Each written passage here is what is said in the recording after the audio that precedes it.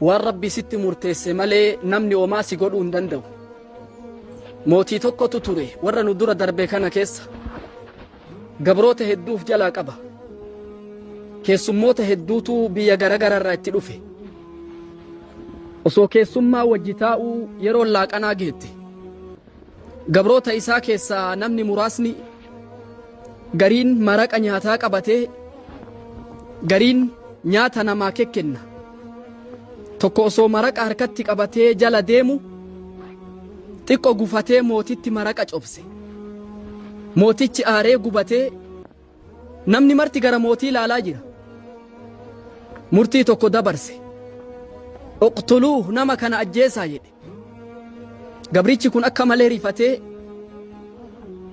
yoo waan aganaatiif ajjeesaa jedhan ka beekaa ittiin naqin mee beekumaan itti naqee haa du'u jedhee waan harkaa qabu hunda itti naqe. Dubbiin ta duriin darana dhufte. Mootichi aga dura aaruu miti san darana aaree dubbatuu dadhabe.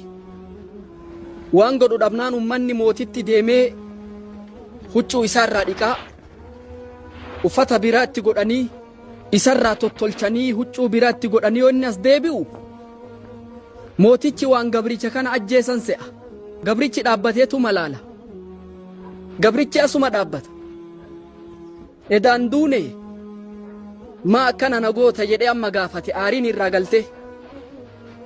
Jennaan gabrichi gurruma keessan isinii eeguudhaaf jedheen yoo ani tasa xiqquma isinitti cobse saniif ajjeesa jettu san maali mootichi akkana zaalimaa siin jedhani akka maqaan sin banneef guutuu sitti naqee maaliif ajjeesan yoo jedhan